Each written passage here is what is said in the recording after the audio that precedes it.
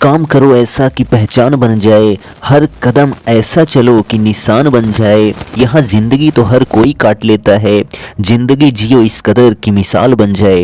Hello friends, कैसे हैं आप सब? आशा करते हैं आप लोग स्वस्थ मस्त तंदुरुस्त होंगे। तो आज बात करने वाला हूँ 29 नवंबर दिन बुधवार की करंट अफेयर्स की। तो प्रतिदिन सुबह 6 बजे करंट अफेयर्स की अपडेट आपको मिल जाती है, तो चैनल को आप जरूर ज्वाइन कर लीजिए।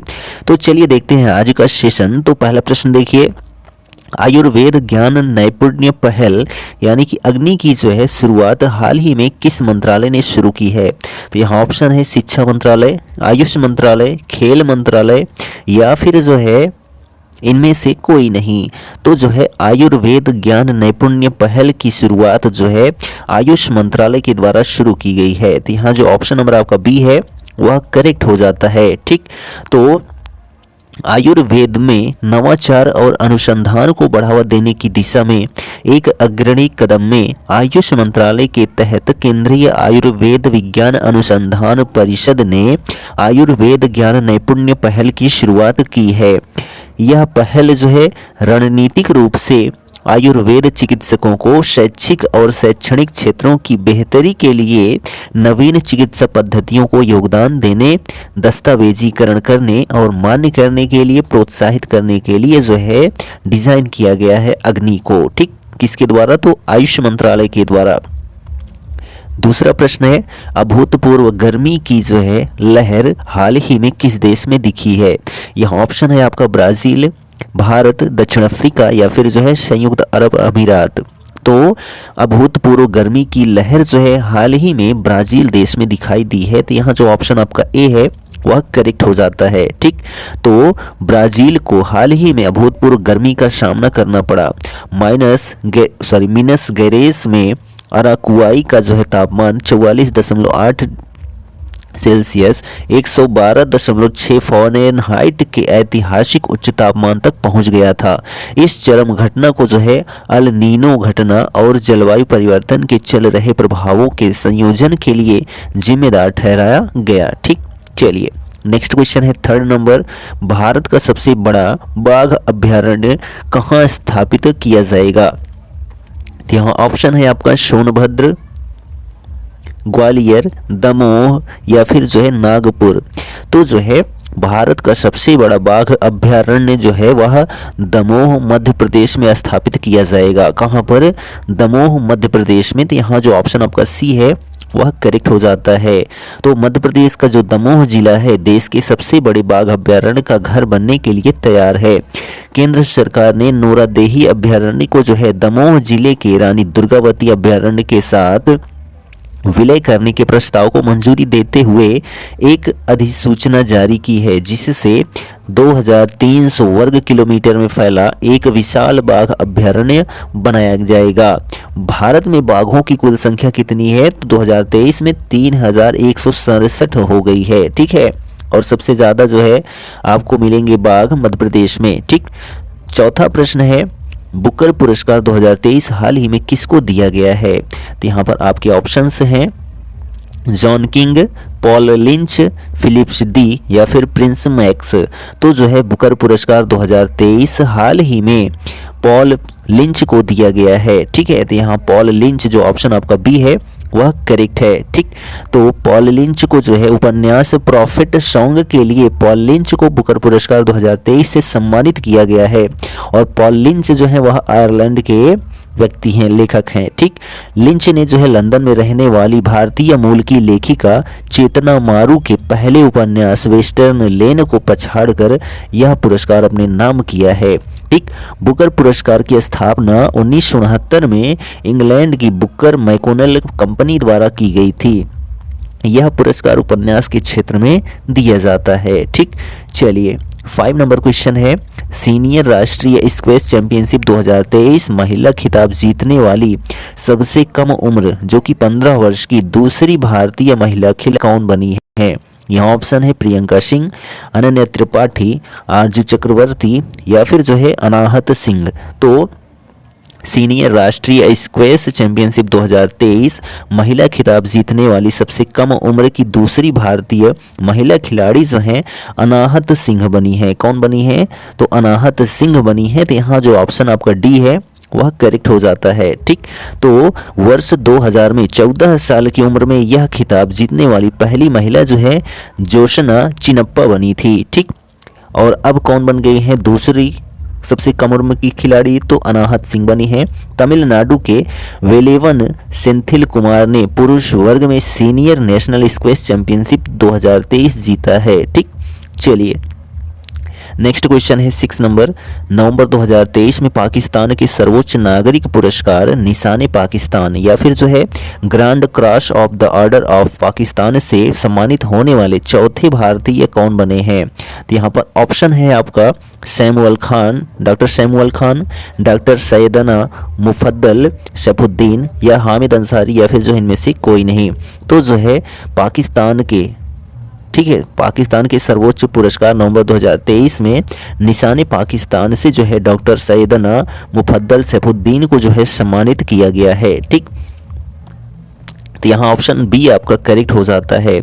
दाऊदी बोहरा पंथ के चीफ हैं, ठीक है, जिनको सम्मानित किया गया है वह जो है दाऊदी बोहरा पंथ के चीफ हैं। निशान पाकिस्तान से 1990 में सम्मानित होने वाले पहले भारतीय जो है मोरारजी देसाई थे। ठीक, 1998 में अभिनेता दिलीप कुमार को कला और संस्कृति के क्षेत्र में यह पुरस्कार प्रदान किया गया था तथा साल 2020 में कश्मीरी अलगाववादी नेता अली गिलानी को यह पुरस्कार प्रदान किया गया था। और अब जो है चौथे नंबर पर डॉक्टर सैयदना मुफद्दल सैफुद्दीन को जो है सम्मानित किया गया है। ठीक, 7वां प्रश्न है निष्पक्ष मूल्यांकन प्रणाली सुनिश्चित करने के उद्देश्य से PhD chamber of commerce and industry ने परख एनसीईआरटी नई दिल्ली की प्रमुख अध्यक्ष प्रोफेसर इंद्राणी भादुड़ी तथा केंद्र सरकार की विद्यांजलि स्कीम के साथ मिलकर राष्ट्रव्यापी शिक्षा अभियान प्रोजेक्ट विद्यासागर की शुरुआत कहाँ से की गई है? तो यहाँ ऑप्शन आपका है इंदौर, वाराणसी, पटना या फिर हैदराबाद।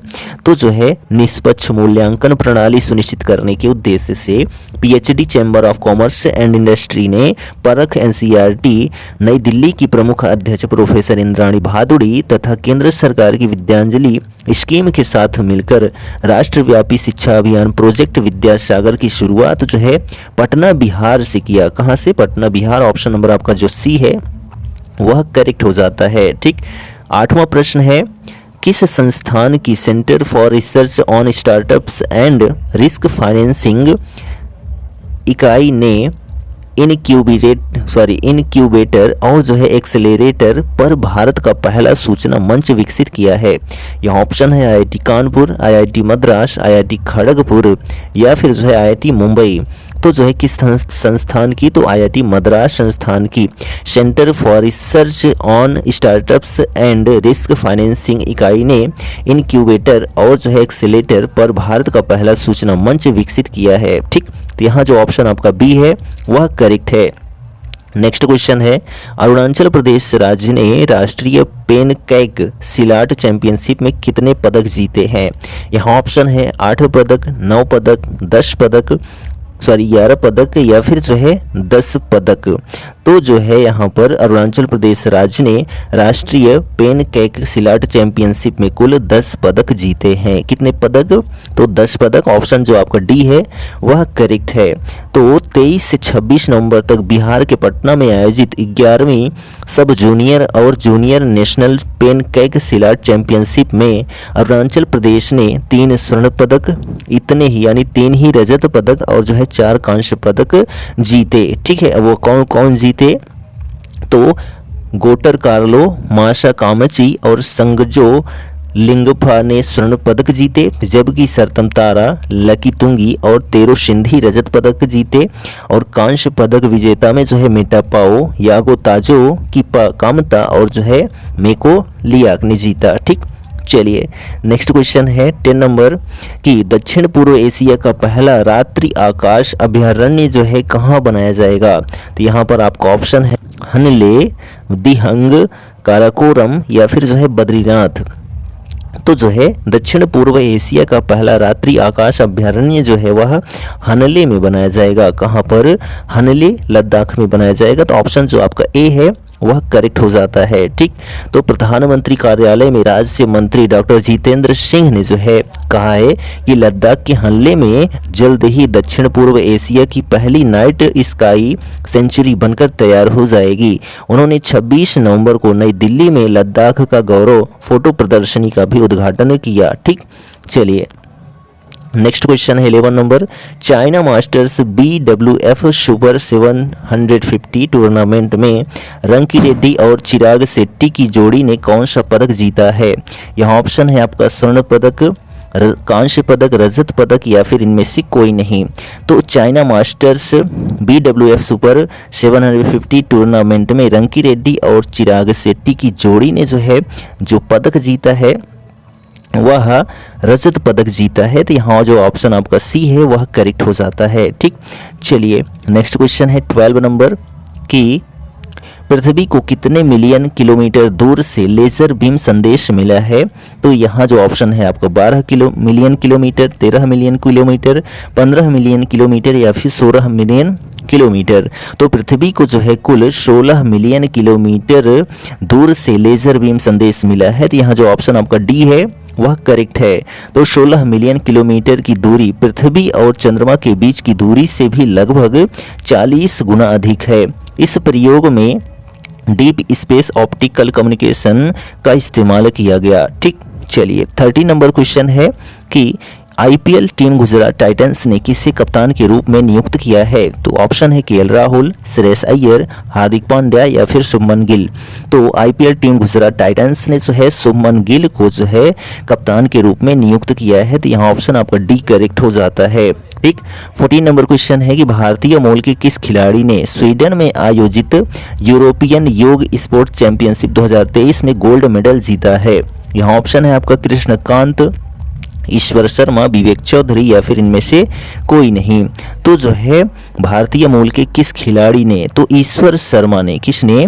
ईश्वर शर्मा ने जो है स्वीडन में आयोजित यूरोपियन योग स्पोर्ट्स चैंपियनशिप 2023 में गोल्ड मेडल जीता है। तो यहाँ जो ऑप्शन आपका बी है वह करेक्ट हो जाता है। ठीक, तो दक्षिण पूर्व इंग्लैंड के 13 वर्षीय भारतीय मूल के ईश्वर शर्मा ने यूरोपीय योग खेल चैंपियनशिप में योग की विलक्षण प्रतिभा का प्रदर्शन कर स्वीडन में एक और स्वर्ण पदक हासिल किया है। किसने? ईश्वर शर्मा ने। ठीक, एक्स्ट्रा कवरेज में देखते हैं गुजरात टाइटंस को छोड़कर मुंबई इंडियंस में हाल ही में कौन लौटे हैं? तो हार्दिक पांड्या लौटे हैं। ठीक है, नेक्स्ट क्वेश्चन है किस राज्य ने उबेर शटल नामक बस सेवा शुरू करने के लिए उबर के साथ जो है समझौता किया है? तो पश्चिम बंगाल राज्य ने। ठीक है, किसने? पश्चिम बंगाल राज्य ने। नेक्स्ट क्वेश्चन है 24 नवंबर 2023 को भारत ने किस संघ के साथ सेमीकंडक्टर इकोसिस्टम स्थापित करने के लिए समझौता किया है? तो यूरोपीय संघ ने। ठीक है, किसने? यूरोपीय संघ ने जो है 24 नवंबर 2023 को भारत के साथ जो है सेमीकंडक्टर इकोसिस्टम स्थापित करने के लिए समझौता किया है। ठीक, नेक्स्ट क्वेश्चन है निर्वाचन आयोग ने जो है किस राज्य सरकार को रायथू बंधु योजना के अंतर्गत वित्तीय सहायता वितरित करने की अनुमति वापस ली है? तो तेलंगाना। ठीक है, निर्वाचन आयोग ने जो है तेलंगाना राज्य सरकार को रायथू बंधु योजना के अंतर्गत वित्तीय सहायता वितरित करने की अनुमति जो है वह वापस ले ली है। ठीक, चलिए नेक्स्ट क्वेश्चन है किस देश ने 1 दिसंबर से भारतीय नागरिकों को वीज़ा मुफ्त प्रवेश की अनुमति दे दी है? तो मलेशिया ने। ठीक है, जिसने 1 दिसंबर से भारतीय नागरिकों को वीज़ा मुफ्त प्रवेश की अनुमति दे दी है। ठीक, नेक्स्ट क्वेश्चन है किस केंद्रीय मंत्री ने वाराणसी की दूसरी floating CNG mobile refuelling unit station का उद्घाटन किया है? तो हरदीप सिंह पुरी ने। ठीक है, हरदीप सिंह पुरी ने वाराणसी की दूसरी floating CNG mobile refuelling unit का जो है उद्घाटन किया है। ठीक, नेक्स्ट क्वेश्चन है किसने UN यानी कि संयुक्त संघ सतत विकास लक्ष्यों से जुड़ी PhD करने वाली महिलाओं के लिए HUL STEM फेलोशिप की शुरुआत की है? तो HUL ने यानी कि हिंदुस्तान यूनिलीवर लिमिटेड ने जो है ठीक है UN सतत विकास लक्ष्यों से जुड़ी PhD करने वाली महिलाओं के लिए Hindustan Unilever limited stem fellowship की शुरुआत की है। ठीक, चलिए लास्ट क्वेश्चन है कि प्रतिवर्ष 29 नवंबर को कौन सा दिवस मनाया जाता है। तो अंतर्राष्ट्रीय एकजुटता दिवस जो है प्रतिवर्ष 29 नवंबर को मनाया जाता है। ठीक, तो संयुक्त राष्ट्र आम सभा ने 1977 में 29 नवंबर को प्रत्येक वर्ष फिलिस्तीनी लोगों के साथ अंतर्राष्ट्रीय एकजुटता दिवस के रूप में मनाने की घोषणा की थी। इस दिन 1947 में महासभा ने फिलिस्तीन के विभाजन के प्रस्ताव को जो है अपनाया था।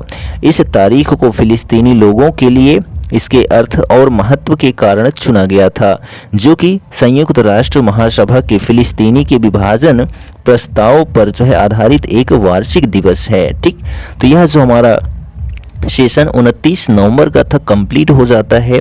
सेशन आपको कैसा लगा कमेंट करके ज़रूर बताइए, और यदि हमारे चैनल पर आप नए हैं तो चैनल को सब्सक्राइब भी कर लें और अपने दोस्तों में शेयर करना बिल्कुल मत भूलें। मिलेंगे नेक्स्ट वीडियो में, तब तक के लिए जय हिंद।